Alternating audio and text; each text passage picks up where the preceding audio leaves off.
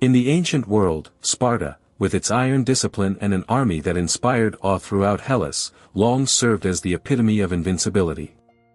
However, like any historical superpower, there came a moment when its seemingly unshakable might faced a challenge from Rome, a new and rapidly growing power.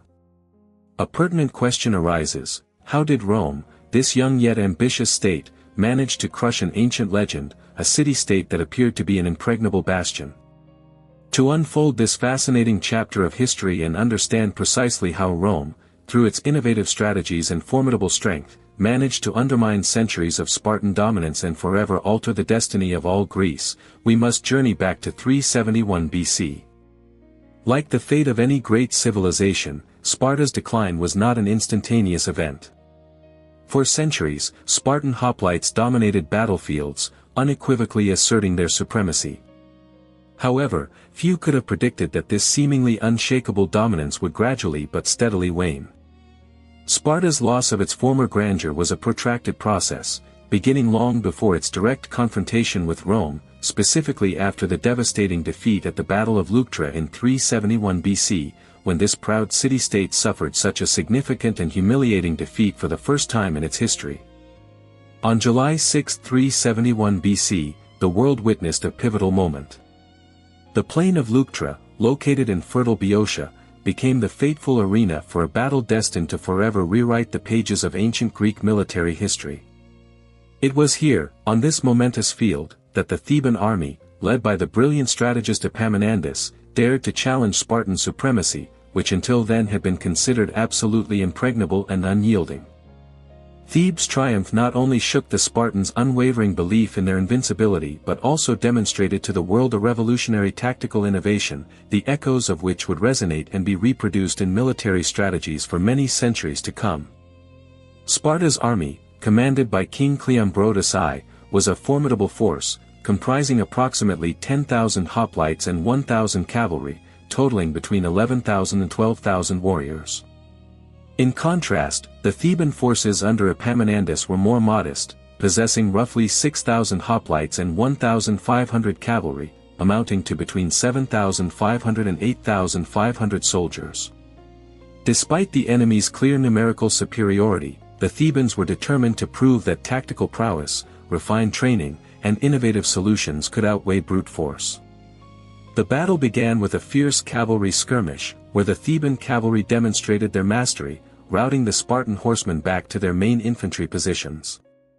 Then, the Theban left flank, arrayed in an innovative, oblique phalanx, swiftly and powerfully smashed into the enemy, breaching the Spartan lines and slaying Cleombrotus I, the first Spartan king to fall in battle for over a century. The monarch's death instantly and devastatingly affected Spartan morale, causing disarray in their ranks and a panic-stricken flight among the remaining troops.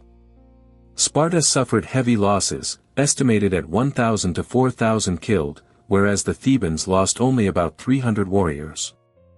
Thebes' triumph not only challenged Sparta's long-held dominance in Greece but also marked a turning point, ushering in an era of Theban hegemony. This period was characterized not only by bold tactical innovations on the battlefield but also by significant political shifts. However, as is often the case with the rapid rise of one power, this ascent of Thebes inevitably provoked resistance and opposition from other influential Greek city-states. While ancient Sparta slowly recovered from its devastating defeat at Leuctra, on the horizon of the Hellenic world, a new formidable power was inexorably rising, ready to challenge the existing order. This was Rome, which in the 2nd century BC was experiencing an unprecedented ascent, forever changing the balance of power in the ancient world. Following its decisive victory in the Second Punic War over Carthage, the Roman Republic not only confirmed but also firmly established its dominant position in the Western Mediterranean. The triumphant conclusion of the Punic Wars was for Rome not merely an assertion of dominance over key territories, but a symbol of its ascent to the pinnacle of military and political power in the Mediterranean. This brilliant victory served as a prologue to new, ambitious aspirations.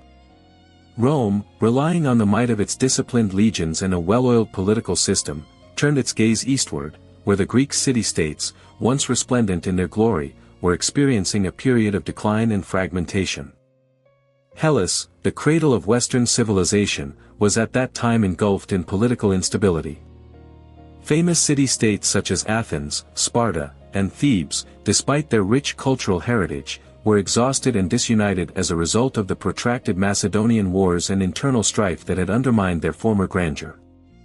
Under these challenging circumstances, the Achaean League, a confederation of Greek city-states striving to preserve the independence and unity of Hellas, became increasingly aware of the growing threat from Rome. The Roman state steadily expanded its influence in the Mediterranean region, initially under the guise of commercial and diplomatic interests. However, Rome's true intentions soon became increasingly clear and aggressive, foreshadowing an inevitable clash of civilizations. The Roman Republic employed a strategy of veiled protectorate, offering military aid and forming alliances with individual Greek city-states that found themselves in dire straits. However, these agreements were generally highly advantageous to Rome, which gained the ability to interfere in the internal affairs of these cities and freely exploit their wealth and territories. Concurrently, Rome continued to consolidate its position in the region, establishing control over vital trade routes in the Mediterranean Sea and forging alliances with influential local powers. Rome transformed into an indomitable military force, capable of crushing any resistance with its disciplined legions. Furthermore, Rome proved itself an astute diplomat, building a vast network of loyal allies and vassals while simultaneously instilling fear in those who dared to oppose its expansion.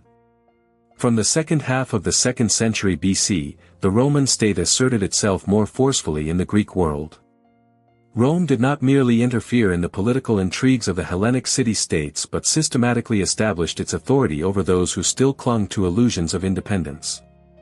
The Achaean League, which sought to unite the disparate Greek lands under its scepter, inevitably incurred Rome's displeasure, whose hegemony was growing at an incredible pace. As the Roman Republic consolidated its position in Greece, the latter's fate increasingly hinged on the will of this new, powerful force, whose ascent on the world stage was truly triumphant. Hellas braced itself for its future history to be shaped by Rome. By 146 BC, Rome was no longer content with the role of a rising star. It had become the dominant power, exerting decisive influence over peoples across the Mediterranean.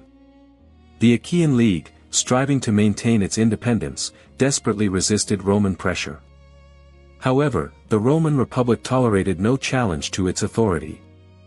The culmination of this confrontation was the Achaean League's aggression against Sparta. Sparta, an ally of Rome, was viewed by the Achaean League as an obstacle on its path to uniting Greece under its banner.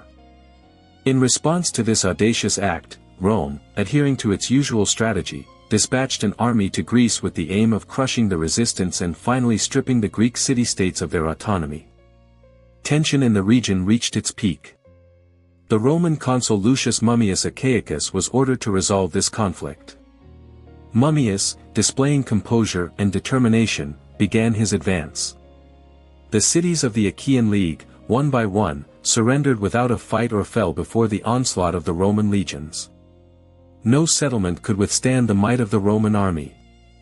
The Roman legions advanced inexorably into the rebellious territory.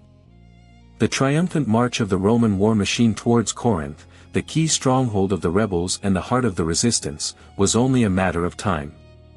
The fall of Corinth was a horrific tragedy. Roman authority showed absolute ruthlessness. The ancient city was subjected to barbaric plunder, engulfed by all-consuming flames, and reduced to lifeless ruins. Men who miraculously survived the bloody battles were either executed or enslaved, while their wives and children shared the bitter fate of captives. Rome did not merely achieve a military victory over the rebellious polis, it wiped one of Greece's most significant cultural centers off the face of the earth, seeking to eradicate any memory of resistance.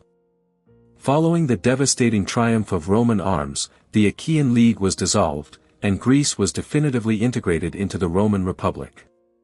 A vibrant constellation of independent city-states, each with its unique culture and traditions, found itself under the yoke of Roman rule. Greek territory was divided into the provinces of Achaea and Epirus.